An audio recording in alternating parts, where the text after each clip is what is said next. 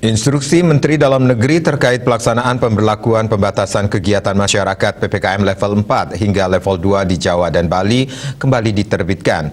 Pemberlakuan Inmendagri nomor 30 tahun 2021 ini mulai berlaku Selasa 10 Agustus hingga Senin 16 Agustus.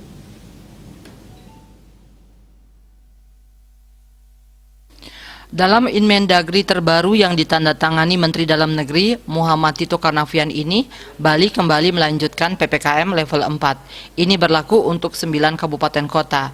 Rinciannya adalah Jembrane, Bangli, Karangasem, Badung, Gianyar, Klungkung, Tabanan, Buleleng, dan Denpasar.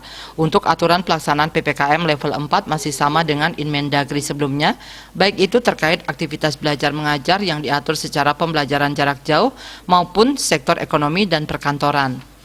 Ada aturan baru yang tercantum dalam Inmendagri ini, yaitu pembukaan mal di 4 kota sebagai upaya uji coba pengoperasian pusat perbelanjaan pada wilayah PPKM level 4. 4 kota dimaksud adalah Jakarta, Bandung, Surabaya, dan Semarang.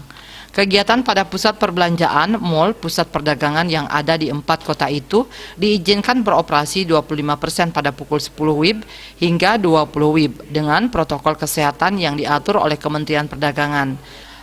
Penduduk dengan usia di bawah 12 tahun dan di atas 70 tahun dilarang memasuki pusat perbelanjaan, mal, atau pusat perdagangan.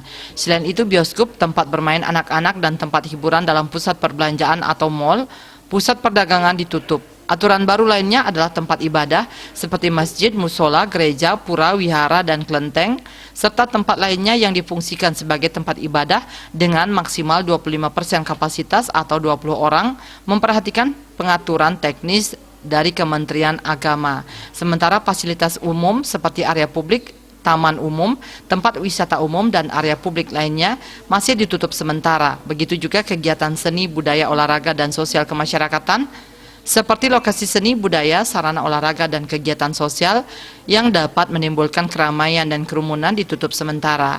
Transportasi umum seperti kendaraan umum, angkutan massal, taksi konvensional atau online, dan kendaraan sewa rental diberlakukan dengan pengaturan kapasitas maksimal 50% dengan menerapkan protokol kesehatan secara lebih ketat.